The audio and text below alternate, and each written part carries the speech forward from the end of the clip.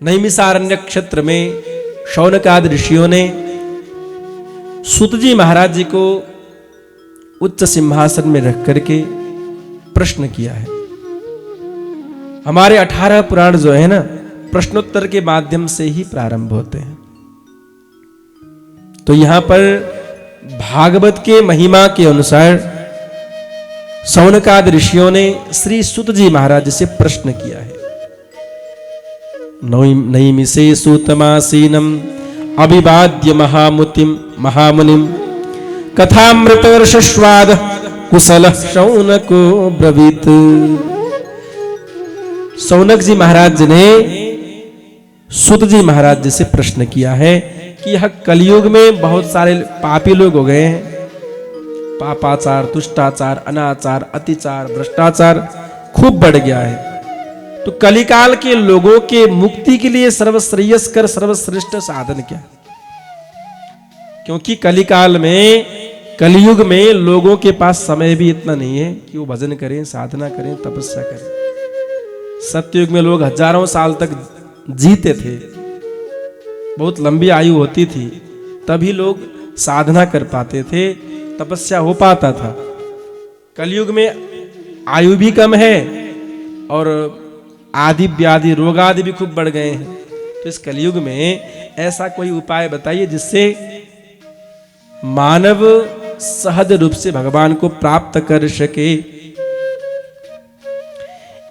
इह घोरे कलौ प्रायो जीवश्चासुरतां गतः क्लेशाक्रान्तस्य तस्यैव शोधने किं परायणम्। जीवश्च असुरतां गतः, जीव माने व्यक्ति, कलयुगी लोग असुर के समान हो गए। असुर माने जो बेसुरा है, जो सही लाइन में नहीं है, क्या करना है, क्या नहीं करना है, क्या खाना है, क्या नहीं खाना है, कब सोना है, कब जगना है, ये जो सही सही ढंग से सही समय में करे वो सुर माने देवता है। और जो ये सब नित्य कर्म सही समय में ना करे वो क्या है? असुर है। आजकल के लोग सोते हैं 12-1 बजे और जगते हैं 10-11 बजे सुबह। टाइम पे न भोजन है, न साधना है, न उपासना है, एक गायत्री मंत्र भी याद नहीं है लोगों को। पूजा पाठ तो बहुत दूर की बात है। इतने भ्रष्ट और नष्ट हो गए हैं कलयुग के लोग। इन कलयुगी लोगों को उद्धार करने के लिए सर्वश्रेयस्कर उपाय कुछ बताइए। श्रेयसाम यद भवत् श्रेय पावनानां च पावनम। जो श्रेयस्कर हो, श्रेष्ठ हो, पावन हो, उत्तम हो, ऐसा कोई साधना बताइए। ऐसा कोई साधना बताइए जिससे सहज रूप में लोग भगवान तक पहुंच सके। कहा जाए कि मतलब व्रत बैठना पड़ेगा, सालों तक तपस्या करनी पड़ेगी, तो लोग नहीं करेंगे। इतना समय कहां है लोगों के पास? बिल्कुल समय ही नहीं है। तो ऐसा कोई उपाय बताइए सहज में ठाकुर जी प्राप्त हो जाएं। कृष्ण प्राप्ति करम सस्वत। कुछ भी, किसी भी विधि से, उपाय से, नियम से कृष्ण की प्राप्ति हो। प्रेम से कहिए राधे राधे, तनिक जोर से कहिए। कुछ भी हो, कैसा भी उपाय हो, कैसा भी साधन उपासना हो, पर भगवान प्राप्त हो जाए। उद्देश्य एक ही है, कृष्ण प्राप्ति। कृष्ण प्राप्ति कर्म शाश्वत साधनम तत् बध अधुना। आज वह साधन बताइए जिससे कृष्ण प्राप्ति हो जाए। देखिए भक्तों, जीवन में क्या किया यह महत्वपूर्ण बात नहीं है, क्यों किया यह महत्वपूर्ण बात है। क्या किया, कितनी भजन की, कितना दान किया, कितना तीर्थ व्रत किया, इससे महत्वपूर्ण बात है क्यों किया। जाप के पीछे भी यदि स्वार्थ छुपा हुआ हो तो वह जाप जो है असिद्ध हो जाता है। यज्ञ, साधन, दान उपासना के पीछे भी यदि स्वार्थ छुपा हुआ है तो वह उपासना बहुत न्यूनतम हो जाता है, मोक्षदायक नहीं होता है ना। जीवन में क्या किया इससे महत्वपूर्ण है क्यों किया।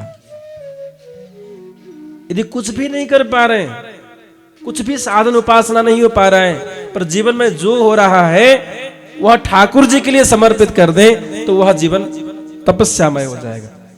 जैसे आप सरकारी कर्मचारी हैं तो जो काम कर रहे हैं ये समझें कि मैं जो कर रहा हूं ठाकुर जी की सेवा ही कर रहा हूं।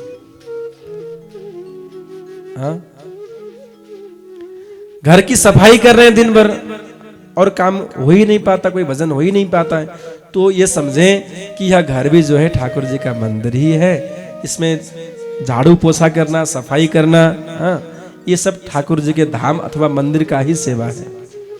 यह घर जो है ठाकुर जी का निवास स्थान है और परिवार जो है ये भगवान के ही पार्षद हैं। पत्नी, पुत्र, पौत्रादि, हाँ, बेटियां जो भी हैं ये ठाकुर जी के ही देन हैं। इनकी सेवा भी ठाकुर जी की ही सेवा है, भगवान की ही सेवा है। इस भाव से आप करेंगे तो बच्चों का सेवा करना भी साधना बन जाएगा।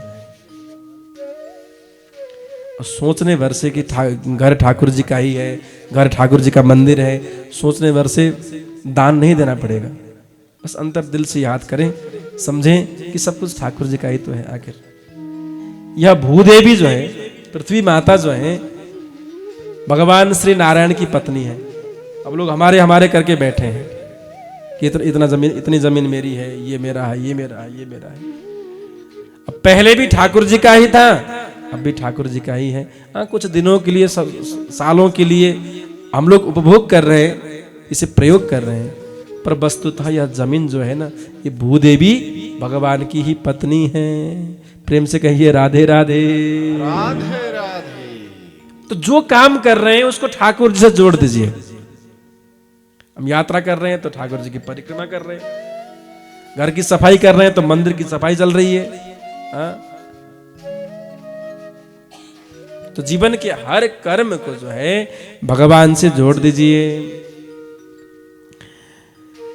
यहां सुत जी महाराज जी ने कहा सौनक आदि ऋषियों से कि आपको मैं वह कथा श्रवण कराऊंगा जो कथा मोक्ष प्रदान करने वाली है। काल रूपी नाग के पास में बंधे हुए परीक्षित के उद्धार के लिए सुखदेव स्वामी जी ने जो कथा श्रवण कराई थी वही कथा मैं आपको श्रवण कराऊंगा। काल ब्याल मुख ग्रास त्राश निर्नाश हे तभी श्रीमद् भागवतम शास्त्रम कलौ कीरेण भाषितम। कीरेण माने सुखदेव स्वामी जी ने यह भागवत कथा श्रवण कराई है।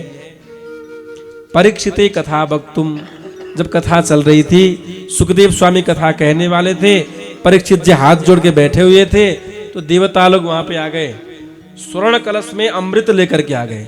ध्यान देना, बहुत महत्वपूर्ण बात। कथा, अभी तो कथा प्रारंभ हुई भी नहीं थी, देवता लोग पहुंच गए। प्रणाम करके सुखदेव स्वामी जी से कहा, प्रभु परीक्षित को श्राप लगा है, 7 दिन में उसकी मृत्यु होनी है, तो आप कृपा करके यह अमृत जो है ना इसे पिला दीजिए। अमृत के पान करने से इसकी मृत्यु नहीं होगी। सुखदेव स्वामी ने कहा, इसके बदले में क्या चाहिए आपको? देवताओं ने हाथ जोड़ के कहा, हमें इसके बदले में भागवत कथा श्रवण कराइए। तो सुखदेव स्वामी जी ने परीक्षित की ओर लक्षित करते हुए प्रश्न किया, तुम्हें क्या पान करना है? कथामृत पान करनी है या सुधामृत पान करना है? परीक्षित ने कहा, प्रभु मुझे तो कुछ पता है नहीं, कथामृत पीने से क्या होता है और सुधामृत पान करने से इसका फल क्या होता है। स्वामी जी ने कहा, देखो सुधामृत कथा स्वर्गामृत पान करने से कुछ कल्प तक व्यक्ति जीवित रहता है, मरना नहीं पड़ता, सालों तक, 10 साल, 10,000 साल, मतलब पृथ्वी जब तक पृथ्वी है तब तक, जब तक प्रलय ना आए तब तक अमृत के पान करने से मृत्यु को स्वीकार नहीं करना पड़ता, मरना नहीं पड़ता। और कथामृत पान करने से सुखदेव स्वामी जी ने मुस्कुरा कर कहा कि कथा के श्रवण से जन्म नहीं लेना पड़ता। एक के पान करने से मरना नहीं पड़ता और एक के पान करने से जन्म नहीं लेना पड़ता। ठाकुर जी के धाम पे निवास मिल जाता है। परीक्षित ने कहा, प्रभु तब तो मुझे कथा ही श्रवण करना है। सालों तक जीवित रह के क्या करेंगे, 10,000 साल जीवित रह के क्या करेंगे। यहाँ तो 100 साल जीने के लिए लोग रोज रोज मर रहे हैं। 100 साल की आयु है, 100 साल जीने के लिए लोग रोज रोज मर रहे हैं। झूठ, चोरी, ये विकृति जो भी चल रही है ना, ये 100 साल जीने के लिए। भाई भाइयों का झगड़ा है ना, संपत्ति आर्जन करने के लिए, पैसा कमाने के लिए लोग कुछ भी कर रहे हैं, झूठ का आश्रय ले रहे हैं। क्यों? क्योंकि 100 साल जीना है। जब 100 साल जीने के लिए ये त्राही त्राही है, इतना कष्ट है। यदि मानव का आयु जो है 1000 साल का होता तो लोग 10 साल में मरते लड़ लड़ करके। तो लंबी आयु अपने में उतनी अच्छी नहीं है।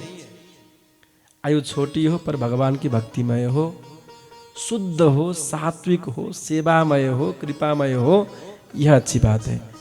हमारे जितने भी महापुरुष, बड़े बड़े महापुरुष हुए हैं, अधिकांश महापुरुष लोग जो है 35, 40 साल, 45 साल में ही अपने शरीर को छोड़ के गए। विवेकानंद जी को देखिए, बड़े बड़े संतों को देखिए, उतनी लंबी आयु नहीं उनकी, पर छोटे आयु में बहुत कुछ करके समाज को सनातन पद्धति दे करके गए हैं, है कि नहीं? लंबी आयु हो अथवा छोटी आयु हो, इससे महत्वपूर्ण है जब तक जिए तब तक कम से कम सही कर्म करके, सही रास्ते में चल करके जीवन को बिताएं। तो सुखदेव स्वामी जी ने देवताओं को वहां से निष्कासित कर दिया कि तुम लोग जो है ना, कथा श्रवण के अधिकारी नहीं हो, अपात्रता है तुम में। भागवत कथा श्रवण करने के लिए संपत्ति की नहीं, स्वभाव शुद्ध होना जरूरी है। कथा वही व्यक्ति सुन सकता है जो बिल्कुल भगवान के भक्ति में लीन हो अथवा निरपराधी हो, विषय वासना से रहित हो, काम क्रोध आदि से कम रहित हो, वही व्यक्ति कथा सुन सकता है। देवताओं को कथा नहीं प्रदान किया। अभक्ताम ताम सविज्ञाय न ददौ सकथामृतम श्रीमद्भागवती वार्ता सुराणामपि दुर्लभा। यह देवताओं को भी दुर्लभ है भागवत, वह कथा आज आप हमको प्राप्य है। तो 7 दिन जो है बड़े प्रेम से कथा श्रवण करें, जिससे जीवन में बहुत कुछ हमें सीखने को मिलेगा। क्या करना है, क्या नहीं करना है। बहुत समय तो बीत गया है, अब जो शेष है इस समय को, बाकी जीवन को कैसे व्यवस्थित करना है, यह आपको भागवत सिखाएगी। मृत्यु को कैसे हंसते हंसते स्वीकार करना है, यह चीज आप हमको भागवत सिखाएगी। हाँ, जीवन में सब कुछ हमने किया है, सब तैयारियां की हैं, घर बनाने के लिए, शादी करने के लिए, हर चीज की तैयारी करते हैं। क्या कभी मरने के लिए तैयारी की है? सब लोग मरने से डरते क्यों हैं? क्योंकि तैयारी नहीं है। बिना तैयारी कोई काम करेंगे तो उसमें द्विविधा रहेगी, बहुत टेंशन रहेगा। आपने यादव परिवारों ने जो कथा कराई है, इसके लिए तो तैयारी की होगी ना। करीब 2 महीना पहले आप हमसे मिले, उसके बाद तैयारी में लग गए। लोगों को निमंत्रण देना है, उसके बाद जो है टेंट पंडाल से लेकर सब कुछ जो भी है आपने तैयारी की है, उसलिए आनंद से बैठ के कथा सुन पा रहे हैं। यदि तैयारियों कमी होती तो आज कथा कैसे समय पे हो पाती। तो जीवन में सब कुछ के लिए हमने समय व्यवस्थित किया है, तैयारियां की हैं, पर मरने के लिए कोई तैयारी नहीं की है। इसलिए हर कोई डरता है मरने से। मरने की बात हो तो कथा में भी लोग कहते हैं महाराज जी ऐसे प्रसंग मत कहा करो, ऐसी कथाएं मत कहा करो जिससे मृत्यु का आभास हो, क्योंकि तैयारी नहीं है। तो मृत्यु को बोध करने के लिए मृत्यु की तैयारी ही भागवत कथा है। हंसते हंसते जीवन को अथवा मृत्यु को स्वीकार कर ले।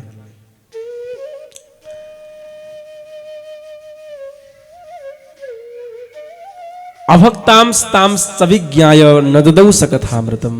श्रीमद् भागवती वार्ता सुराणाम अभी दुर्लभा। देवताओं को भी दुर्लभ यह कथा आप हम सब लोग पान कर रहे हैं।